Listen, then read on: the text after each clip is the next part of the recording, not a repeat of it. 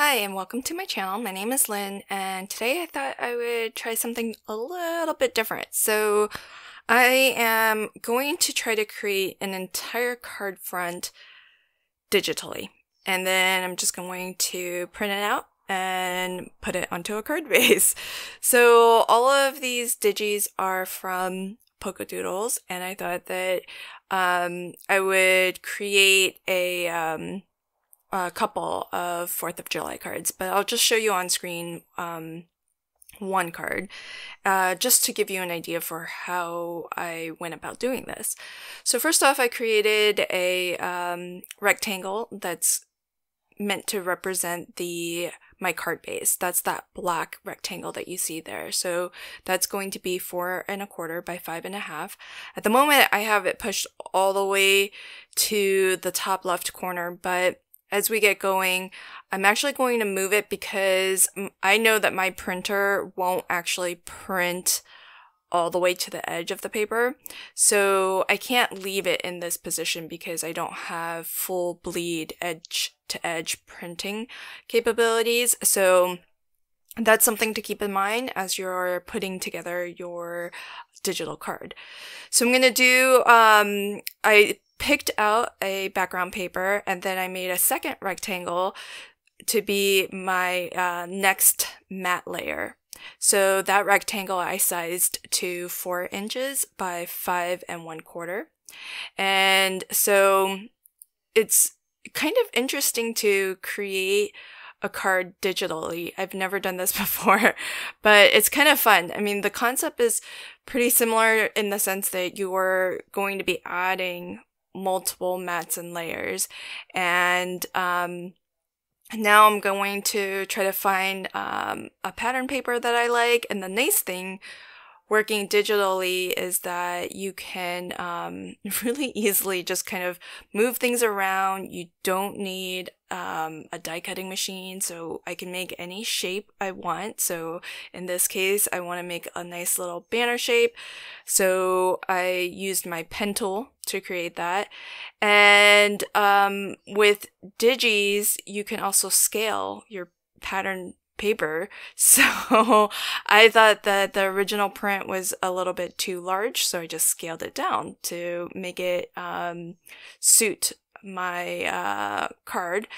And I'm working with I think this is actually a couple of different 4th of July bundles from Doodles. I'll link to everything in the description box below, but in the bundle we also got some sentiments, and so I pulled out one of those, and the sentiment itself had a transparent background, so I just made another rectangle, this time white, and I gave it a red border. So it's another way of creating your mats and layers. So you can create a border and change the line weight of that border to make it thinner or thicker. So it's really the cool thing about creating your card digitally is how quickly and how many options you have. And for example, I just added a border to my banner there, and I can change the color of it. I can make it match exactly the pattern paper that's behind it.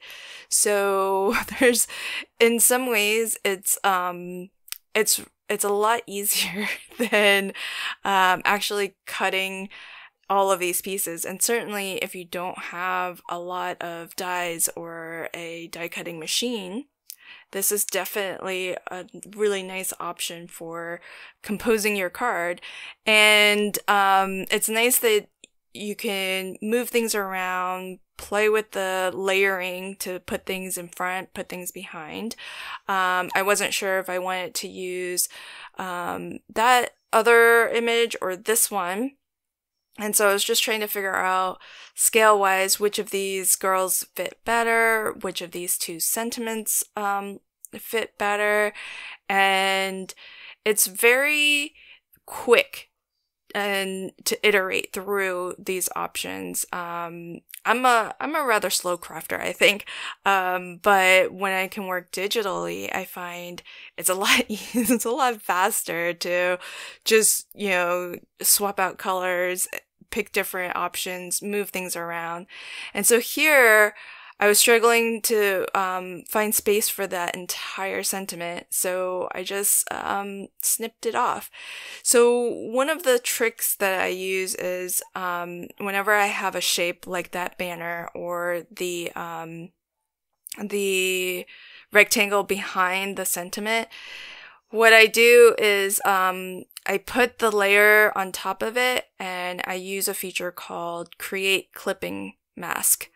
And basically what that does is it treats the shape, for example, the banner, the fishtail banner that I have, it treats that as basically the shape that you want to fill in with the layer that is clipped to it.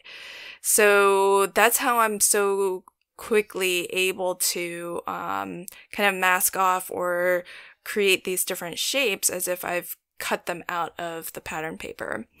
And since I decided to go with the image that is black and white, I am going to, well, I guess I didn't have to, but I want to actually color it in.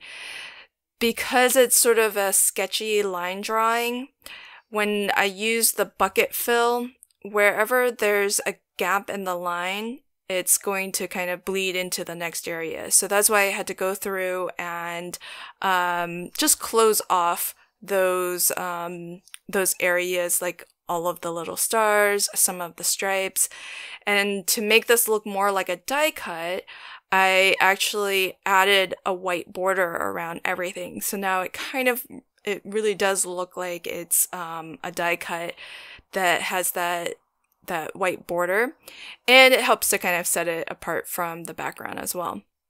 And so same with the little dress here. So anywhere, see how there's like a little bit of a gap there? So I'm just drawing in and closing that area off so that when I pour the paint bucket into that area, it will actually stop where I want it to stop.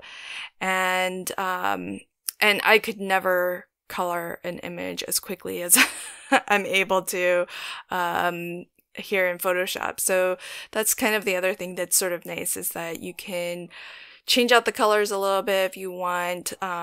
It's just a matter of picking and choosing your colors and then clicking in the different areas. Now this is just a flat sort of fill kind of coloring, but with the hair I am gonna try to go for something a little bit more interesting.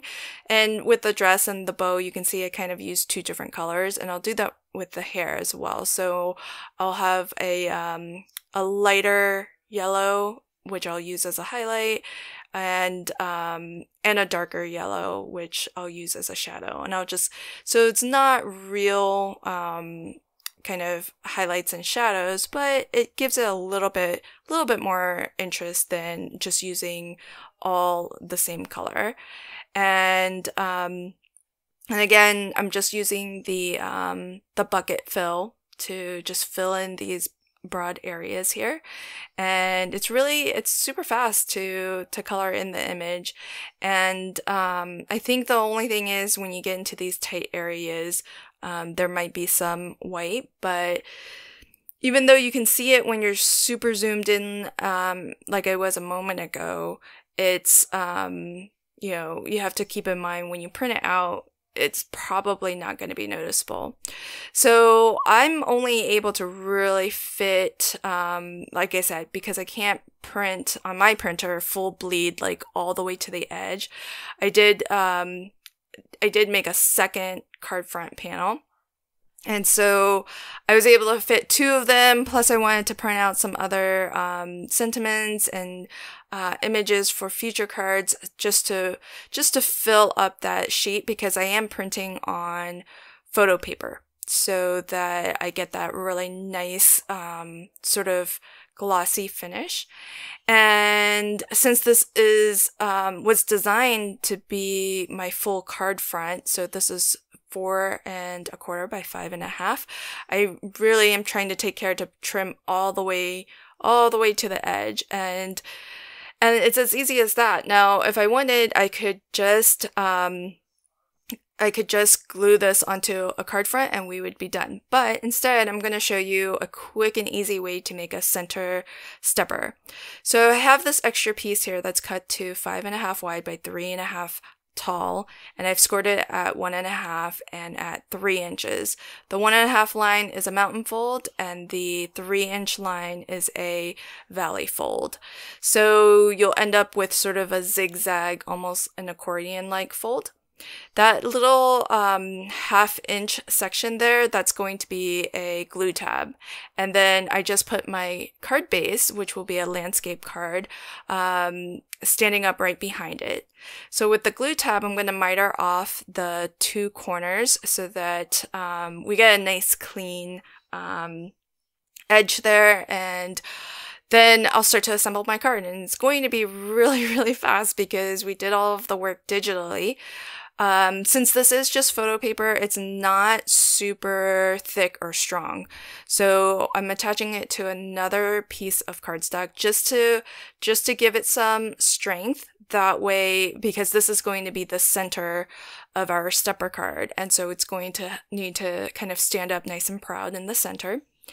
And I thought that I wanted to actually add a little bit more color, so on that first step of our stepper card, I've gone ahead and cut some solid color cardstock. This is 5.5 wide by 1.5 tall. And then I'm going to glue my card base to this little stepper of ours. So I just put some nice strong liquid adhesive to that 1/2 inch tab. And when you butt your card base up against the score line there, you want to just have it come up to the score line, but don't cross it. That way that stepper can fold down nice and flat.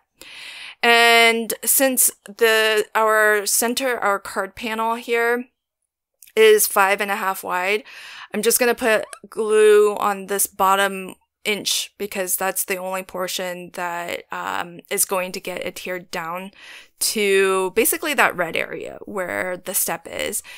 And because the panel is 5.5 inches, I did want to be able to still fit this in either like maybe a 6x6 envelope, so that way I don't have to make a custom envelope for it. So that's why I brought my ruler up so that I can make sure that this isn't taller, the full card isn't taller than 6 inches. And that's what I was gauging when I decided on the placement for my panel. So here's my second one. I'll do the exact same thing. So I have that easy kind of, hack for creating a stepper. And I'm going to do the same thing, just add a little splash of color on that first step there. So again, this is going to be cut down to 5.5 wide by 1.5 tall. That's going to get adhered to just that bottom front step. And if you want, you could put solid color cardstock on the front of the card base too, if you wanted a splash of color there as well. But I really wanted our digitally designed card front to kind of stand out. So I don't mind having the white back there. And again, I'm going to only put adhesive on just this bottom inch here, because that's the portion that's going to overlap our step.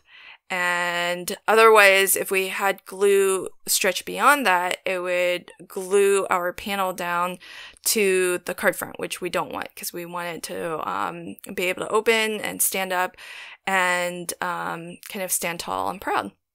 So that's how easy it is. And if you mass produce cards, this might be a really fast way to create a lot of cards quickly, because you can just print them out.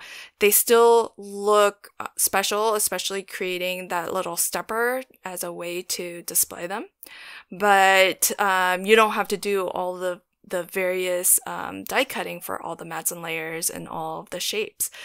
So I hope that you enjoyed this video, and it's something a little bit different, but it's definitely a lot of fun to do. I hope you'll give it a try, and until next time, happy crafting and have a fantastic day. Thanks. Bye.